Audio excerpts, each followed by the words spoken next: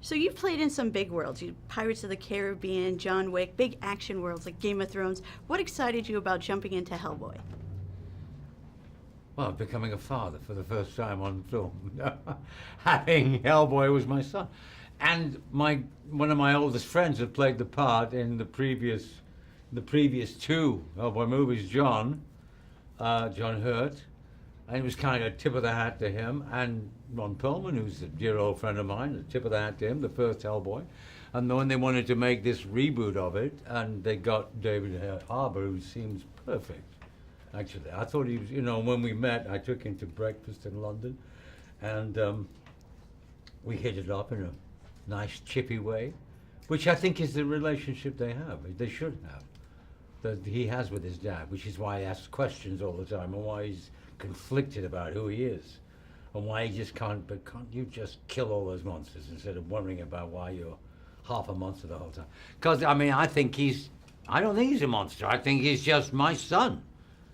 I mean, he had the arrogance in the first place to think he could bring him up. He didn't have a wife, but he didn't want a wife. He just wanted a son. He wanted something that could carry on what he felt his life was about. And he's tried to bring him up the right way. And I think that's part of what Hellboy goes through. And I think it's a nice addition to David, what he plays the character.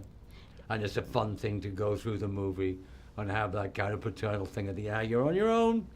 You've learned a lot, and off you go, because we all have to let our children free at one time, But do you think how your character raised him, it gave him some daddy issues? Because that's what I Oh, feel sure, like. absolutely, it always does. But kids always complain about their parents. It's the first thing they do. But of course, Freud has become. You can't talk about Freud now. It's amazing, isn't it? 20 years, Freud suddenly, he did nothing. I think he actually knew a little bit more than you do. But because it's about daddy, about mommy, because it all goes back to your childhood. Most things. Probably that's why I'm so miserable. I'm such a miserable child. Now, building that friendship with David and then going on set and seeing him as Hellboy with those horns, did it kind of change how... No, same thing, because it was an extension of who he was, because David brought his own personality. It's like physically, it's like people come to you, they've changed whatever. Like, well, I don't know, the same look in the eyes, the same thing. Physically, I go, that's you. People change.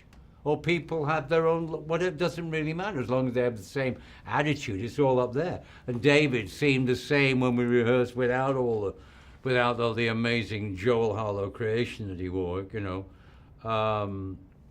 he was the same, the same person, which is great. He played Hellboy the same, it's like a wisecracking, kind of big, larger than life, which is important. You have to do that. Otherwise, you'd never get away with the character.